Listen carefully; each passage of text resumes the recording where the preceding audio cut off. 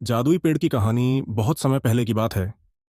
एक छोटे से गांव में एक पुराना और विशाल पेड़ खड़ा था। यह पेड़ सिर्फ आकार में ही विशाल नहीं था, बल्कि इसके बारे में कई अजीबोगरीब कहानियां भी फैली हुई थीं। गांव वाले इसे जादुई पेड़ कहते थे और मानते थे कि यह पेड़ किसी रहस्यमय शक्ति से युक्त था। पेड़ के बारे में कहानियां कुछ इस प्रकार थीं। कहा जाता था कि जो भी व्यक्ति इस पेड़ के नीचे बैठता, उसे अपनी मनोकामना पूरी होने का आशीर्वाद मिलता था। लेकिन यह वरदान तभी मिलता जब व्यक्ति अपने दिल से कुछ अच्छा करने का संकल्प करता और किसी को नुकसान नहीं पहुंचाता।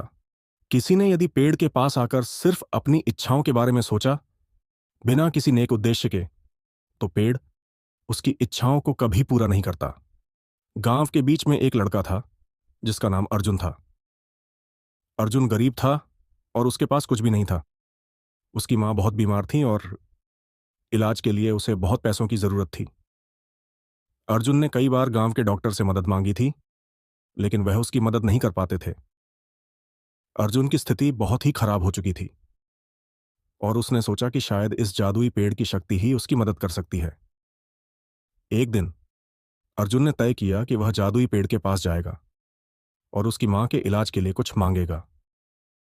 वह अकेले ही उस पेड़ के पास पहुंचा। पेड़ की शाखाएं हवाओं में झूल रही थीं और उसकी छांव में एक अजीब सी ठंडक थी। अर्जुन ने हाथ जोड़कर पेड़ के सामने अपना सिर झुका दिया और मन में एक संकल्प लिया। हे जादुई पेड़, मेरी मां बहुत बीमार है। मैं तुमसे बस इतना चाहता हूं कि मेरी मां ठीक हो जाए। मैं तुम्हारे आशीर्वाद से उसे ठीक करना चाहता हूं।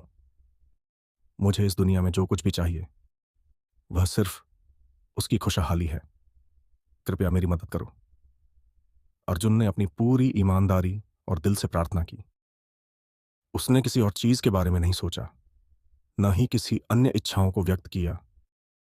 उसकी प्रार्थना खत्म होने के बाद वह कुछ देर तक चुपचाप पेड़ के पास बैठा रहा, मानो किसी उत्तर का इंतजार कर रहा हो। कुछ समय बाद अचानक पेड़ की शाखाओं में हलचल होने लगी और एक तेज हवा चली। अर्जुन ने चौंक कर देखा कि पेड़ की जड़ें जमीन से उखड़ने लगीं और उसके पास एक छोटी सी छाया बन गई। यह किसी चमत्कार से कम नहीं था। अर्जुन ने डरते डरते पेड़ से पूछा, क्या तुम मुझे मेरी मां की मदद करोगे? उस क्षण में पेड़ की शाखाओं से एक धीमी आवाज आई, तुमने जो सच्चे दिल से मेरी मदद मांगी है, वह तुम्हें जरूर मिलेगी। लेकिन याद रखना, किसी भी इच्छा शक्ति को पूरा करने के लिए अपने उद्देश्य को साफ और नेक रखना जरूरी है।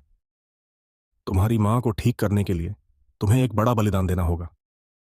अर्जुन ने सोचा और फिर उसने हामी भर दी। मैं तैयार हूं। पेड़ ने उसे बताया कि वह एक खास जड़ी बूटी देगा जिसे अर्जुन को अपनी मां तक पहुंचाना था।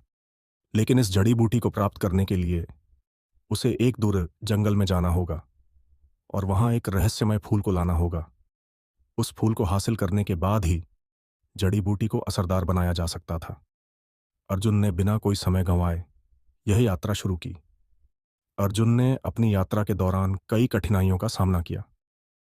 उसने घने जंगलों को पार किया, खतरनाक जानवरों से बचते हुए रास्ता तय किया और अंत में उस रहस्यमय फूल को पाया। यह फूल अपनी सुंदरता में अद्वितीय था और उसकी खुशबू मानो सब दर्द और दुख को दूर कर देती हो। अर्जुन ने फूल को काटा और उसे सुरक्षित रूप से ले आया। जब वह गांव लौट आया तो उसने पेड़ द्वारा दी गई जड़ी बूटी बनाई और अपनी मां को दी। कुछ ही दिनों में उसकी मां की तबीयत में सुधार आने लगा। धीरे धीरे वह पूरी तरह से स्वस्थ हो गई। अर्जुन की खुशी का कोई ठिकाना नहीं था। उसने यह सोचा कि शायद यह सब जादुई पेड़ की कृपा और उसके नेक उद्देश्य का परिणाम था। अब अर्जुन जानता था कि शक्ति केवल इच्छाओं को पूरा करने में नहीं, बल्कि अच्छे उद्देश्य और मेहनत में होती है। उसने यह संकल्प लिया कि वह हमेशा नेक कार्य करेगा और किसी के साथ कोई धोखा नहीं करेगा।